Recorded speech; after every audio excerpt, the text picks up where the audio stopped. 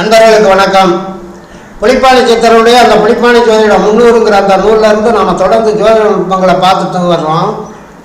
நாம் இதுவரையிலையும் புலிப்பாணி ஜோதிடம் 300ங்கிற அந்த நூலில் 279 பதிவுகள் பார்த்துருக்குறோம். இன்றைக்கி நாம் பார்க்குறது 280வது பதிவு, பாடல் எண் 279. இப்போ இந்த பாடலில் இந்த நவக்கிரகங்களில் நைசர்கிக சுப கிரகங்கள் எது, அசுப கிரகங்கள் எது, எந்த மாதிரியான பலன்கள் எந்தெந்த கிரகங்கள் வழங்குங்கிறத சொல்லியிருக்கிறாங்க. முதல்ல நாம் அந்த பாடலை பார்த்துட்டு அதுக்குண்டான விளக்கத்தை பின்னால் பார்ப்போம். பாடினேன் இன்னும் ஒன்று பகரக்கேடு, பகலவனும் சனி செவ்வாய் கொடியோராவர், தேடினேன் 8 6 12 திடமான கேந்திரமும் வலிமையப்பா, நாடினேன் நல்லோர்கள் கோணம் நட்பு, நற்பொருளும் கீர்த்தி உண்டு நலமாய் வாழ்வன், ஆடினேன் அயல்விதியும் தீர்க்கம் தீர்க்கம், அப்பனே புலிப்பாணி அரைஞ்சிட்டேனே அப்படின்னு பாடியிருக்கிறார். இப்போ அந்த முதலடியில் அவர் பாடும்போது பாடினேன் இன்னும் ஒன்று பகரக்கேடு, பகலவனும் சனி செவ்வாய் கொடியோராவர் அப்படிங்கிறார். இப்போ இந்த நவ கிரகங்கள், அதாவது 9 கிரகங்கள், சூரியன் சந்திரன் செவ்வாய் புதன் குரு சுக்கிரன் சனி ராகு கேது, இந்த 9 கிரகங்கள், இந்த 9 கிரகங்களை 2 வகையாக பிரிக்கிறது. அதாவது தூல கிரகங்கள் நிழல் கிரகங்கள்னு 2ஆக பிரிக்கிறாங்க. தூல கிரகங்கள் 7, சூரியன் சந்திரன் செவ்வாய் புதன் குரு சுக்கிரன் சனி. ஆக இந்த 7 கிரகங்களும் தூல கிரகங்கள். தூல கிரகங்கள் அப்படின்னு சொன்னால் நம்ம கண்ணால் பார்க்க முடிஞ்ச உருவம் உள்ள கிரகங்கள் அப்படின்னு அர்த்தம். தூல கிரகங்கள் சூரியனை கண்ணால் பார்க்கலாம், சந்திரனை நாம் கண்ணால் பார்க்குறோம், செவ்வாயை பார்க்கலாம், புதனை பார்க்கலாம், குரு பகவானை வானத்தில் பார்க்கலாம், சுக்கிர பகவானை வானத்தில் பார்க்கலாம், சனியை பார்க்கலாம். அதனால் இவை 7 தூல கிரகங்கள். ராகு கேது நவக்கிரகங்கள், அந்த 2 கூட கிரகங்களாக தான் வைக்கிறோம். ஆனால் அவற்றை நாம் கண்ணால் பார்க்க முடியாது. அந்த கிரகங்களுக்கு உருவம் வரைய நம்மளால் முடியாது. அது செவ்வாகமாக இருக்கா, சதுரமாக இருக்கா, உருண்டையாக இருக்கா, நம்ம கண்ணுக்கு புலப்படாத உருவம் இல்லாத கிரகங்களாக இருக்கிறதுனால அவற்றை நம்முடைய முனிவர்கள் சாயா கிரகங்கள், அதாவது நிழல் கிரகங்கள் அப்படின்னு சொல்லியிருக்கிறாங்க. இந்த தூல கிரகங்கள் சொன்னோம் இல்லையா, 7, சூரியன் சந்திரன் செவ்வாய் புதன் குரு சுக்கிரன் சனி, இந்த 7 கிரகங்களையுமே 2 வகையாக பிரிக்கிறாங்க நம்முடைய முனிவர்கள். நைசர்கிக சுப கிரகங்கள், நைசர்கிக பாவ கிரகங்கள்னு பிரிக்கிறாங்க. அதில் நைசர்கிக சுப கிரகங்கள்னு சொன்னோம்னா சந்திரன் புதன் குரு சுக்கிரன், இந்த 4மே சுப கிரகங்கள். சூரியன் செவ்வாய் சனி, இந்த 3மே நைசர்கிக பாவ கிரகங்கள்னு பிரிக்கிறாங்க. அதைத்தான் இங்கே புலிப்பாணி சித்தர் சொல்கிறாரு, பகலவனும் சனி செவ்வாய் கொடியோராவர்ங்கிறார். கொடியோர்னா பாவ கிரகங்கள், கொடிய பலன்களை சாதகனுக்கு கூடுதலாக வழங்கக்கூடிய கிரகங்கள் அப்படின்னு எடுத்துக்கணும். பகலவன் அப்படின்னு சொன்னால் சூரியனுக்கு இன்னொரு பேர். பகலவன், தினகரன், பாவு, இந்த மாதிரி பல பெயர்கள் இருக்குது. 17 பேர்களுக்கு பக்கம் இருக்குது சூரியனுக்கு. அதனால் சூரிய பகவானை இங்கே புலிப்பாணி சித்தர் பகலவன் அப்படிங்கிற வார்த்தையில் சொல்லியிருக்கார். பாடினேன் இன்னும் ஒன்று பகரக்கேடு, பகலவனும் சனி செவ்வாய் கொடியோராவர், கொடிய பாவ கிரகங்கள் அப்படிங்கிறத சுட்டி காட்டியிருக்கிறாங்க. அடுத்த அடியில் சொல்லும்போது தேடினேன் 8 6 12 திடமான கேந்திரமும் வலிமையப்பா அப்படிங்கிறார். இந்த பாவ கிரகங்கள் சொன்னோம் இல்லையா, பகலவன்கிற சூரியன் சனி செவ்வாய் ஆகிய இந்த 3 கிரகங்களும் ஒருத்தருடைய ஜாதகத்தில் அந்த லக்னத்திலிருந்து 8ஆம் இடம் 6ஆம் இடம் அல்லது 12ஆம் இடங்களில் அமர்ந்திருந்தாலும் திடமான கேந்திரமும், திடமான கேந்திரம்னா ஒரு ஜாதகனுக்கு அவருடைய வாழ்நாளிலே இந்த உலக வாழ்க்கைக்கு தேவையான அனைத்து சுகபோகங்களையும் கொடுக்கக்கூடிய பாதுகாப்பான அம்சங்களை கொண்டிருக்கக்கூடிய ஸ்தானங்கள் அப்படின்னு அர்த்தம். திடமான கேந்திரம் அப்படின்னு சொன்னால் 1ஆம் இடம் 4ஆம் இடம் 7ஆம் இடம் 10ஆம் இடம், இந்த 4 ஸ்தானங்களும் கேந்திர ஸ்தானங்கள் அப்படின்னு சொல்லுவாங்க ஒரு ஜாதகத்தில்.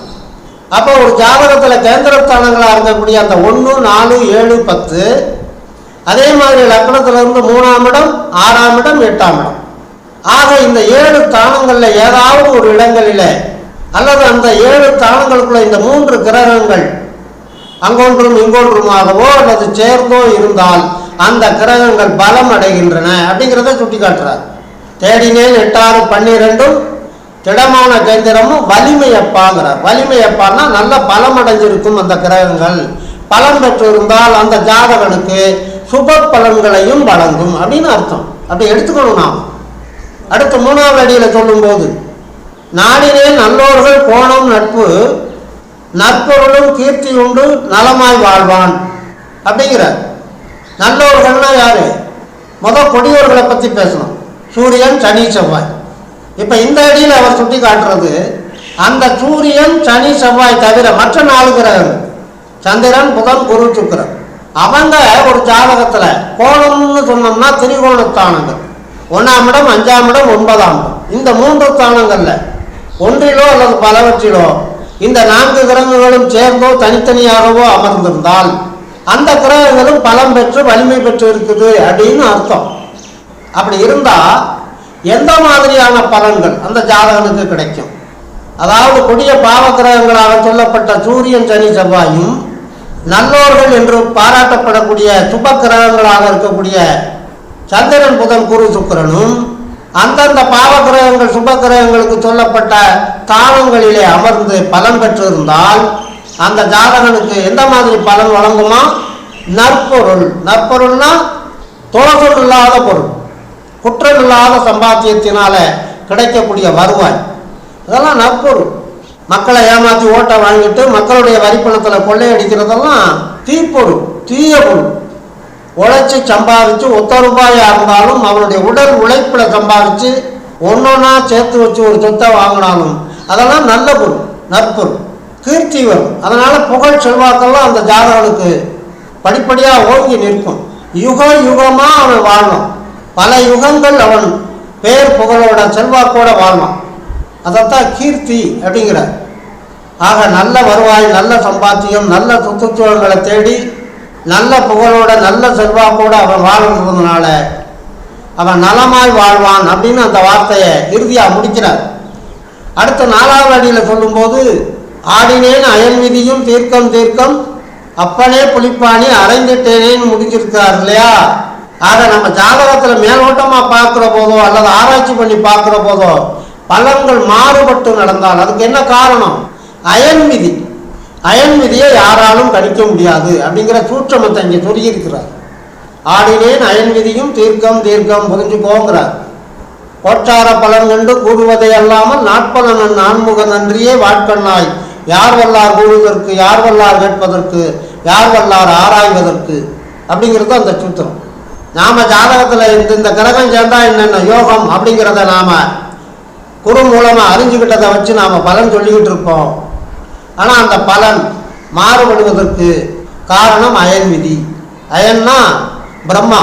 ஒரு சிசு தன்னுடைய தாய் வயிற்றில் இருக்கும்போதே அந்த கர்ப்பத்திலேயே எழுதி வைக்கிறார். இவன் இந்தந்த யோகத்தை அனுபவிப்பான், இந்தந்த அசுப யோகத்தை அனுபவிப்பான். சுபயோகம் அனுபவிக்கிற போது சந்தோஷமாக இருப்பான், அசுபயோகம் அனுபவிக்கிற போது துக்கப்படுவான், துயரப்படுவான் அப்படின்லாம் எழுதி வைக்கிறார். அதன்படி இந்த பலன்தான் இந்த தசாபுத்தி காலத்தில் நடக்கும் அப்படின்னு நாம் ஆராய்ச்சி பண்ணி சொன்னாலும் மாறுவதற்கு வாய்ப்பு உண்டு. அந்த வாய்ப்பு பிரம்மா எழுதி வச்ச சூசகமான வார்த்தைகளை நாம் கண்டுபிடிக்க முடியாமல் கூட போயிடலாம் அப்படிங்கிறதான் இந்த பாடல் வரியினுடைய அர்த்தம். அந்த உண்மையை இந்த வரியிலையும் சொல்கிறார் புலிப்பாணி சித்தர். அதனால் உண்மையான உன்னுடைய மனச்சாட்சி அறிய உன்னுடைய இறை வழிபாடு, இறை அச்சம், இறை நம்பிக்கைக்கு தகுந்த மாதிரி உனக்குள்ள இருக்கிற இன்ட்யூட்டிவ் பவரை வச்சு நீ சொல்லக்கூடிய பலன்கள் தெளிவாக பழிக்கும். ஆனால் அதையும் ஓவர்லுக் பண்ணக்கூடிய ஒரு வாய்ப்புன்னு எடுத்துக்கிட்டோம்னா பிரம்மா எழுதின அந்த சூட்சமமான நுட்பத்தை நாம் புரிய முடியாமல் கூட போகலாம். அது எதனாலன்னு சொன்னால் அந்த கிரகத்தினுடைய வலிமையை நாம் கணக்கு போடுறதுல தவறு பண்ணியிருப்போம். அதனால் தெய்வத்தை மனதில் நினச்சி ஜாதகத்தில் இருக்கிற சுபயோக அசுபயோகங்களை பிரித்து பார்த்து ஆராய்ச்சி பார்த்து அந்த ஜாதகனுக்கு சரியான பலனை சொல்லி நல்ல வழி காட்டுவது உன்னுடைய கடமை என்பதனை இங்கே சோதிடர்களுக்கு புலிப்பாணி சித்தர் சுட்டி காட்டியிருக்கிறார் என்று சொல்லி இனி அடுத்த பாடம் அதற்குண்டான தெளிவான விளக்கம் காண தயாராகும். தொடர்ந்து வாருங்கள், ஆதரவு தாருங்கள் என்று கேட்டு இந்த அளவோடு நிறைவு செய்கிறேன். நன்றி, வணக்கம்.